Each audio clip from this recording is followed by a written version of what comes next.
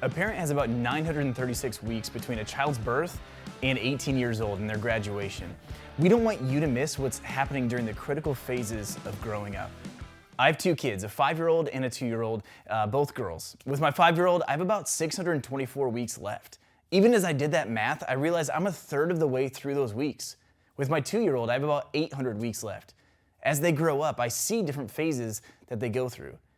At times, it has felt like one phase has lasted forever. But when we get to the next phase, or get a couple different phases beyond that, it's almost hard to remember the challenges of that previous phase. Life is kind of like that. As parents and caretakers and disciple makers of kids, we see the phases that they go through. Over the next month, we're going to talk about phases and how to maximize our time in each one, not letting them slip by and not letting them so overwhelm us in the moment that we miss it. The idea of "it's just a phase" came from an organization called Orange. They feel very passionately about the collaboration between the home and the church, as we do here at Pathway, which is why we started Family Discipleship and Fridays Are for Families. They define a phase as a time frame in a kid's life when you can leverage distinctive opportunities to influence their future. Leveraging those opportunities to influence their future isn't something that happens accidentally. It requires action and intentionality from you and from us, from the home and from the church. But sometimes we miss it. We confess that at times we, as the church, have missed it. And if you're honest, I'm sure there are times when you can see that you have missed it as well. Though we may have missed it before, our prayer and our goal now is that we stop missing it and start maximizing it. We want to take advantage of every opportunity to work together for the discipleship of our kids. It doesn't just take a village to raise a kid. It takes a beautiful collaboration between the home and the church to raise up a fully devoted follower of Jesus Christ.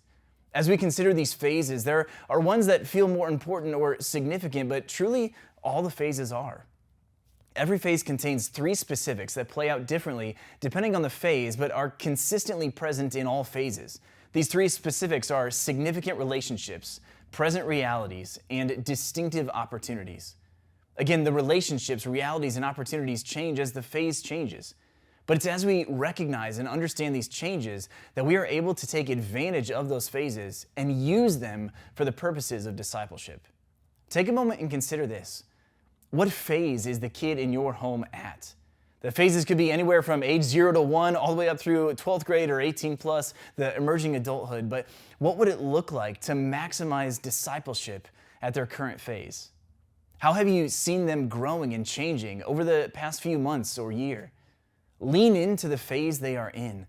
For those of you with younger kids, it may be harder to lean in for some of those challenging phases, but do it anyway. Your kid doesn't need you to be perfect through the phase. They need you to be present in their phase and help walk them through it. Thank you, Ben, for that message. Thanks for joining us for this week's episode of Fridays Are for Families. We place a high value on discipleship, especially in the home, because we believe that strong disciples are made at home. That is why we have a heart to do what we can to empower and equip you to grow as a disciple of Jesus yourself and a disciple maker of your kid.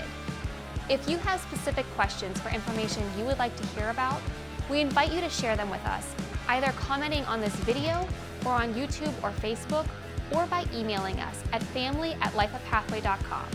See you next week.